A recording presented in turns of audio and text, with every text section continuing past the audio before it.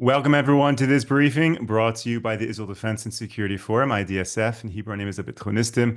IDSF is the leading Israeli organization advocating for strong national security to defend Israel. It's a great pleasure to be joined today by the founder and chairman of IDSF, Brigadier General Amir Avivi. General, thank you so much for joining. My pleasure. General, you just came off of a trip from the US. There's a ballistic missile that was shot at Israel today. A lot going on. What can you share with us? Yes, we had a long trip. I think the longest I had since we started the IDSF. A lot of the trip was focused on our pre-army program. We flew with the Smaja family. And for those who don't know, September 25 we'll start the pre-army program in Moshav Tekuma in the surroundings of Gaza. We'll build really a leadership of young generation. We'll take children that are pretty much unprivileged, people from the periphery that have potential to be officers, but didn't really get a chance. And without the program, they would probably not become officers. And really build the next generation. But they will, when they do the program, the volunteering will be in the Moshav itself to really build the resilience of the Moshav. This is needed much in the south of Israel and also in the north, but we're starting in the south. And we decided to name the pre-army program after Omer Smaja, son of Oren and Liat. Oren, for those who don't know, is the first ever medalist of the state of Israel in the Olympics. The judo medalist. Him and Yael Arad won for the first time medals for Israel in 1992. He was afterwards also number 2 in the world in judo, silver medal. And then trainer, and as a trainer, he won quite a few medals, including in this last Olympic. Out of the 7 medals Israel won in this, that's the biggest amount of medals Israel has ever won, 4 were in judo. So Oren is a hero, is very well known in Israel. And his son Omer, from the moment he was born, had many challenges. He went to a special school, a school usually that nobody goes to the army from this school. But he wanted to be a warrior. He really wanted to be a warrior. He also volunteered with his mother in Mada. And he became a warrior. He served in Golani. By the way I got to know the Smaja family, my wife volunteers in Mada, and she met Liat. They became friends. And one day my wife calls me and says, Amir, listen, I have these friends, Liat and Oren. Oren, of course, is famous. And they need your help. The son is having challenges in the army. He wanted to be a warrior, but it was hard, it wasn't easy. So I helped Omer a bit in the army. And then he finished his military service and they went to reserve. And on the 7th of October, he was called to reserve, the Alexandroni Brigade, at the beginning in the north.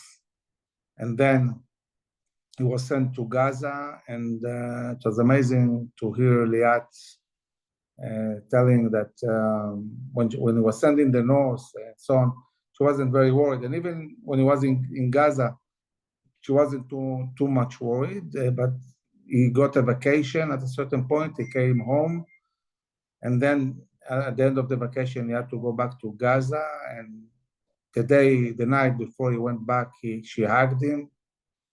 And she says she knew it was the last hug. So she said she felt like a tsunami, terrible feeling. And the first time she felt terrible, she knew that that's it. She won't see him again. But she couldn't stop him. He wanted to go to fight. He was killed at the date that his father Oren had birthday. They were celebrating Oren's birthday. And the same day he fell in battle. And I think that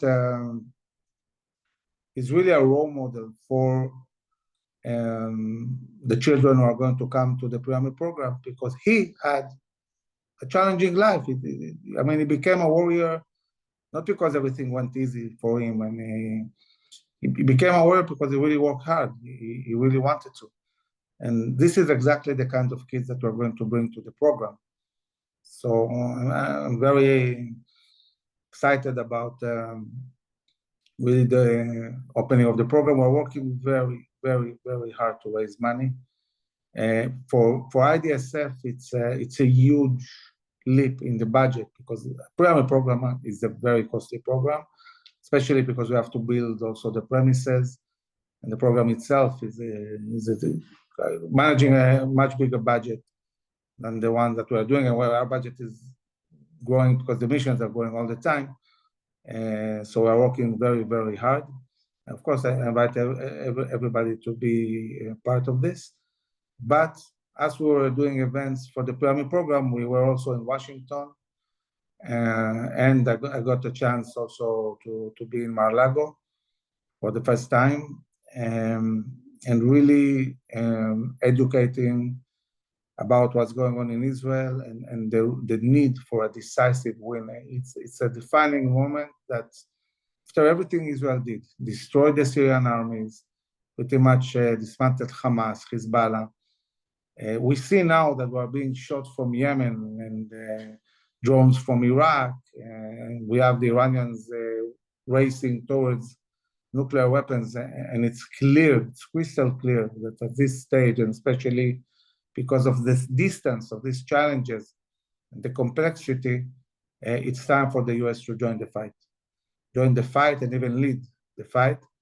And this is what we have been talking to. And I think that the most important message is attacking Iran.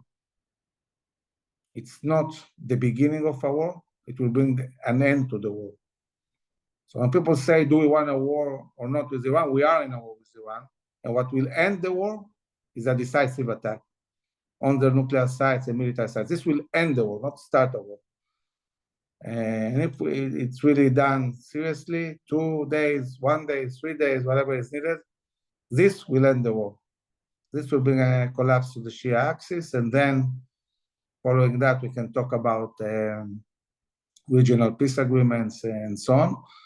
And of course, I think one of the challenges for Israel looking ahead is the day after. The day after requires also to look at the Israeli-Palestinian conflict, and Israel needs to bring a solution. And we in IDSF are really leading the discussion about viable solutions. As I wrote in my book, No Retreat, what would be a viable solutions for the Israeli-Palestinian conflict, and how do we secure Israel for generations to come, which means we need a new national security doctrine. Israel never formally wrote a doctrine. We wrote a doctrine, and we really want to push a viable doctrine that will secure Israel and make sure we don't every 4 or 5 years or 10 years go to war. Cannot mobilize the whole society again and again. Yes, it's a society of heroes. Yes, we have a great soldiers, but we need to make sure that we build things in a way that we don't have huge wars every few years.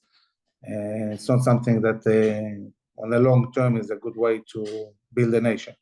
And it's up to us. If we'll be proactive, if we'll make sure there is no terror armies on our borders, even if we have to deal with small challenges, it's not going to be huge wars like the one we're experiencing now.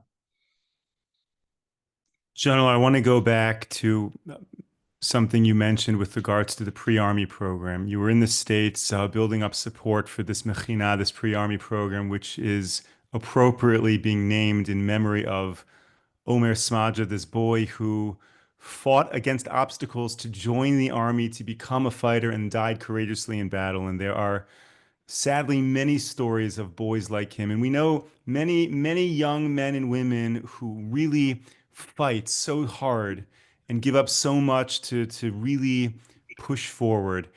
And then you're building this program to take these kids and turn them into the next leaders of Israel. How do you make that jump? How do you take this lion at heart who is not a high-ranking officer, does not have standing in the public sphere, how are you going to train them to really one day effectuate change on a much broader scale here in Israel? So I noticed when I talk about pre-army program in the US, not necessarily everybody understands what it's all about because there are no pre-army programs in the US, so it's difficult to understand it. A pre-army program is basically a program that starts after high school. Usually, most of the kids, they finish high school, they go to the army.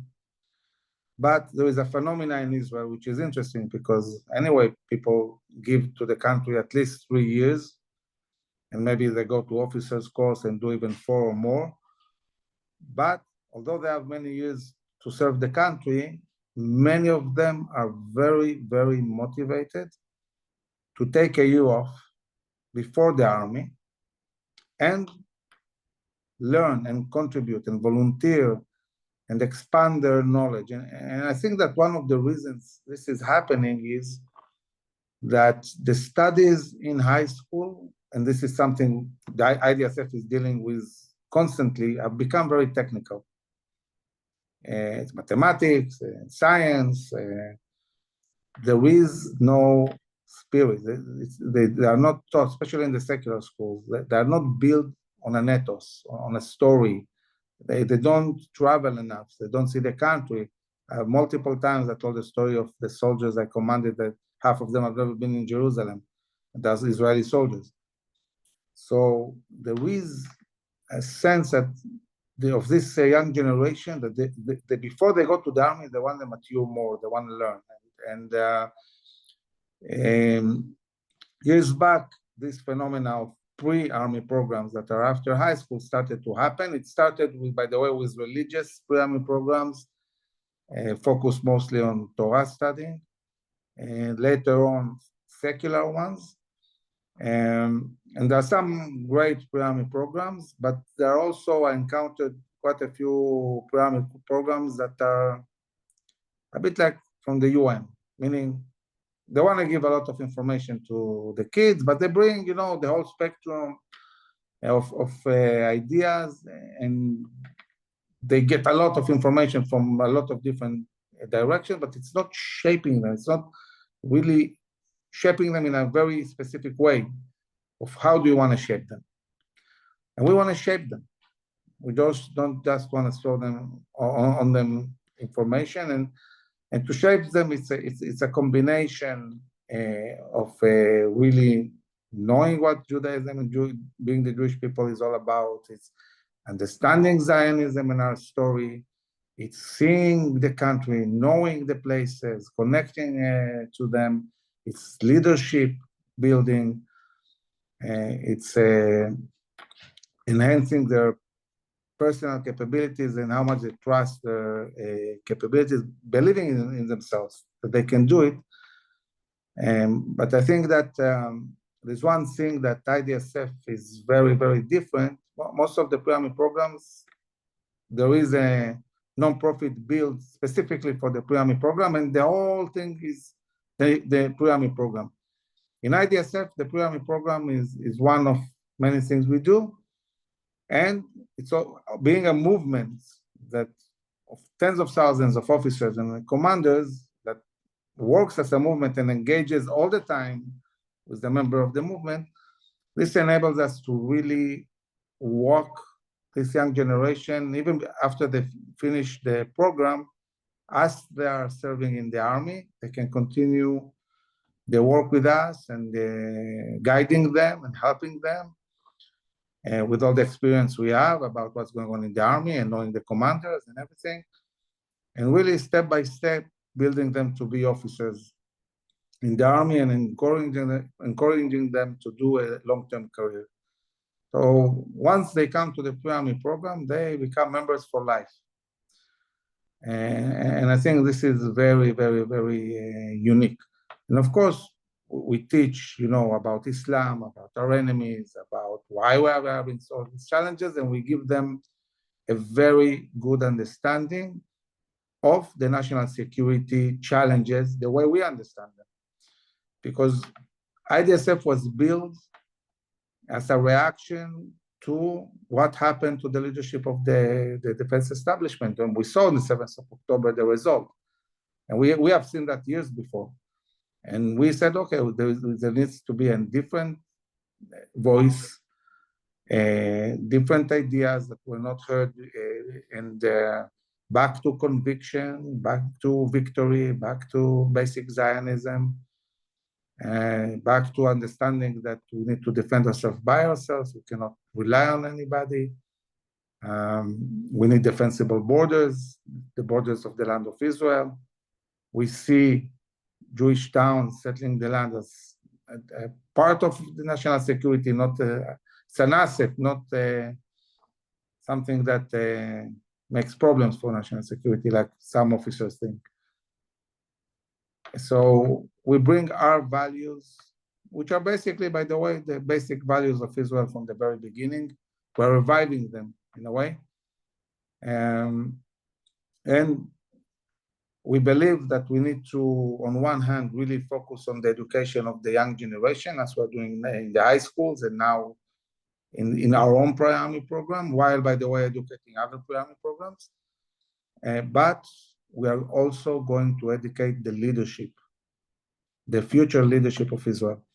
And this is also programs that we are building, and maybe we'll elaborate on them later on. Amazing. I would say that the success of this program is really the success of the state of Israel, and we're thinking 20, 25 years out in the future. General, there are many, many questions coming in, so let's try to jump topics and cover some important things that people are asking about. If you're watching on the Zoom and putting in your questions in the chat, sending them to my phone, or you're watching on YouTube, if you are on YouTube, consider liking, subscribing, and sharing. So, General, it's getting cold here in Israel. And what is the level of readiness that the IDF has, be it in Gaza or in Syria and Lebanon, for these cold winter months? So, I served the whole year in the Hermon, in the most, in the strongest winter Israel has had. The Kinneret in the winter I was in the Hermon went up 7 meters. So I know how cold it can be, and now we are on the top of the Hermon because the IDF moved forward and conquered the highest part of the Hermon. The army released today that they finished all the preparations all over Israel for the winter. They brought to the soldiers like 800,000 coats, and they build hot showers, and they brought like buildings that you can build on site. Really everything that needed to do to make sure that our soldiers have everything they need to go through the winter. And they also published a phone number and mail of the logistics. So if anybody has a problem, and they can send a mail, and the army will take care of that. Preparing for winter takes months and months. It's a lot of work.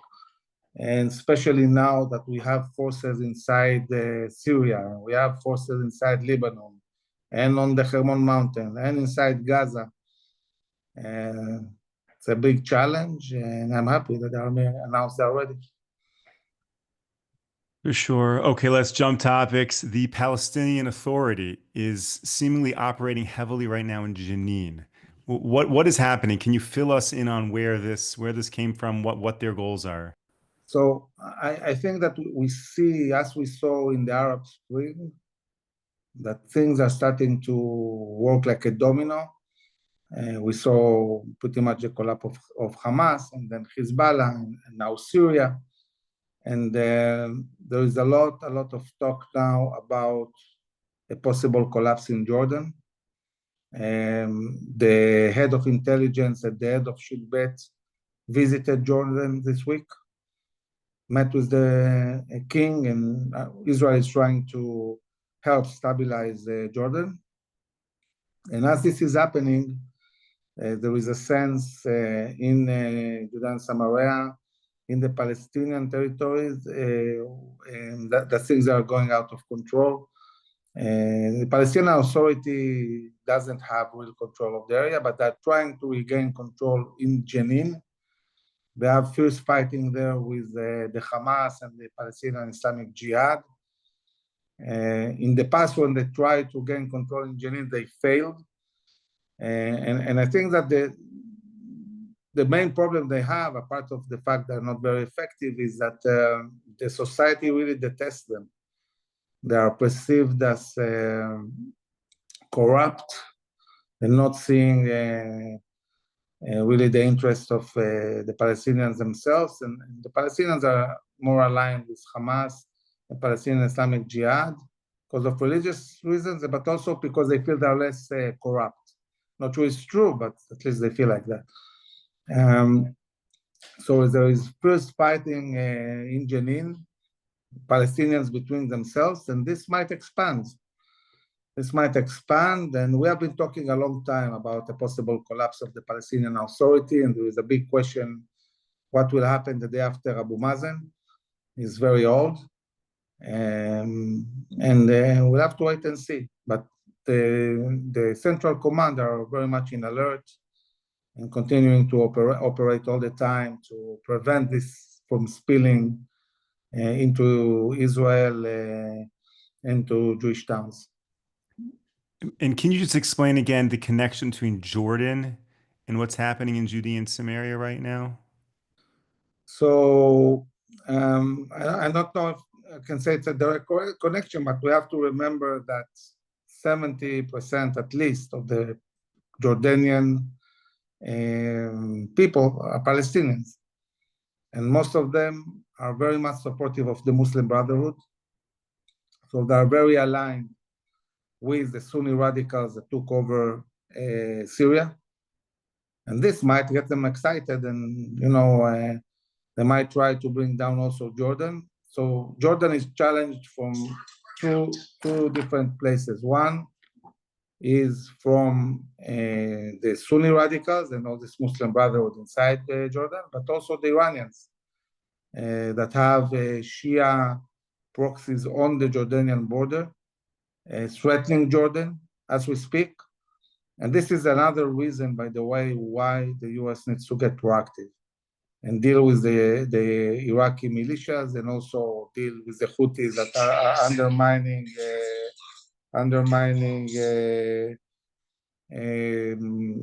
ships from moving in the Red Sea. So this is a very delicate moment. It's very hard, very hard to understand what is going to happen in Jordan. But we'll have to wait and see. For sure. Okay, one last question, and we're going to run out of time on this one, and we'll have to continue. But IDSF has developed a very robust approach to the issue of ultra-orthodox draft. And I'm wondering if you can share some of the highlights of that program with our viewers right now. Yes, so we know there is a big discussion in the Knesset and in the government about recruiting the ultra-orthodox. The army was saying we can absorb 3,000. The opposition is saying this is a joke, it's a very small number. So we said, okay, you know what? We don't care about all this politics. We want to really look what is the real need of the army.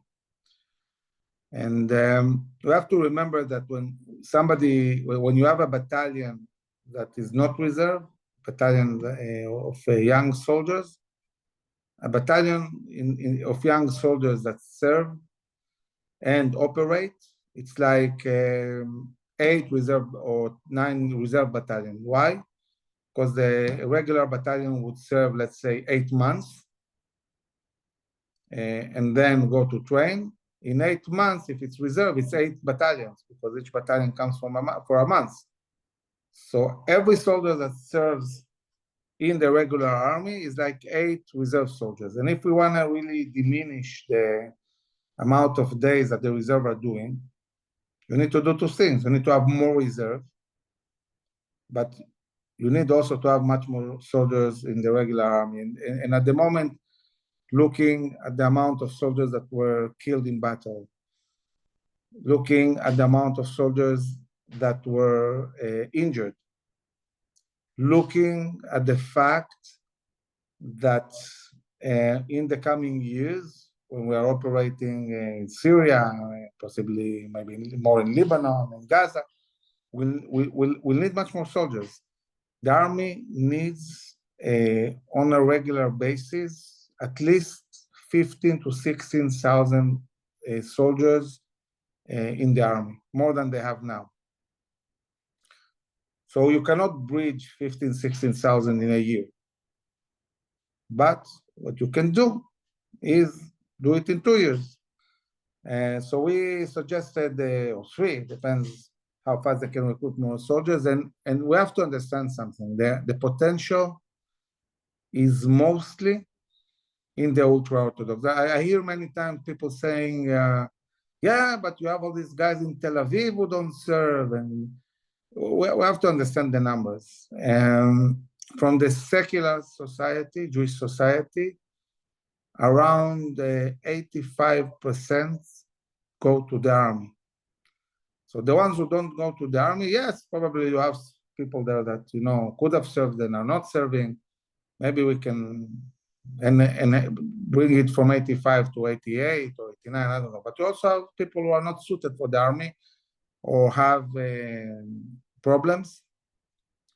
So the secular Jews are the ones that serve the most, even more than the Zionist religious. And I know how amazing the Zionist religious are.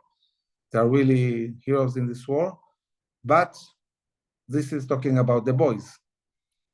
The girls, many of them don't go to the army.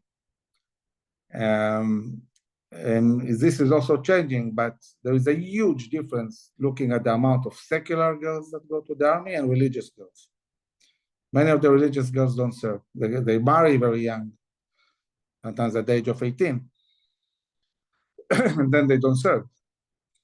And when you come to the ultra-orthodox, this is where the numbers are completely different. Only 15% of the ultra-orthodox serve. Yes, we have ultra-orthodox soldiers. They serve, but only 15%. And so we said the minimum, if we want to bridge this in 2 years, we need at least 8,000 ultra-orthodox, at least. And 8,000 is about 50% of the potential. The potential is 16,000 a year, every year. And it's growing all the time because this society is really growing exponentially.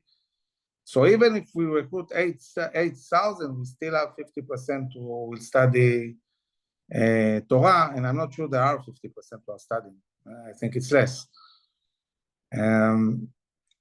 So we're talking about completely different numbers than the army and the government.